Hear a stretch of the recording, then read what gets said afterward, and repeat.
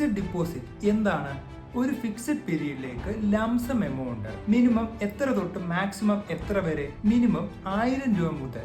പിന്നെ ഒരു കാര്യം ശ്രദ്ധിക്കണം, എല്ലാ ബാങ്കിലും ഫിക്സഡ് ആയിട്ടുള്ള മിനിമം എമൗണ്ട് അല്ല, വേരിയേഷൻ ഉണ്ട്. പല ബാങ്കിലും പല മിനിമം എമൗണ്ട് ആയിരിക്കും ഉള്ളത്.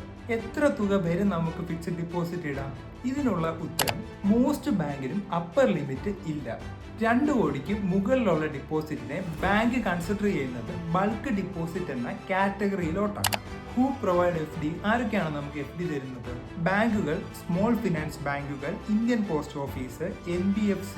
പിന്നെ FD സേഫ് ആണോ എന്നുള്ള ചോദ്യത്തിനുള്ള ഉത്തരം ഇന്നും ഇന്ത്യൻ സേവേഴ്സിന്റെ വൺ ഓഫ് ദി സേഫസ്റ്റ് ആയിട്ടുള്ള ഇൻവെസ്റ്റ്മെന്റ് ആണ് FD, fixed deposit. DICGC coverage എടുത്ത ബാങ്കുകൾക്ക് ഒരു കസ്റ്റമർ ഇടുന്ന FDയുടെ പുറത്ത് 5 ലക്ഷം രൂപ വരെയുള്ള എമൗണ്ടിന് കവറേജ് കിട്ടുന്നതാണ്. മിക്ക കൊമേഴ്ഷ്യൽ ബാങ്കുകളും DICGC കവറേജ് ഉണ്ട്. എടുക്കുമ്പോൾ ഇതുണ്ടോ എന്നുകൂടെ ശ്രദ്ധിക്കുക. എല്ലാ ലൈസൻസ്ഡ് ആയിട്ടുള്ള സ്മോൾ ഫിനാൻസ് ബാങ്കുകൾക്കും DICGC, എല്ലാ NBFCകൾക്കും നോൺ ഫിനാൻസ് ബാങ്കിങ് കോർപ്പറേഷനുകൾക്ക് DICGC കവറേജുകൾ ഇല്ല. അത് എടുക്കുന്നതിന് മുമ്പ് ഒന്ന് ചെക്ക് ചെയ്യുക. It's me Mithun. ബൈ.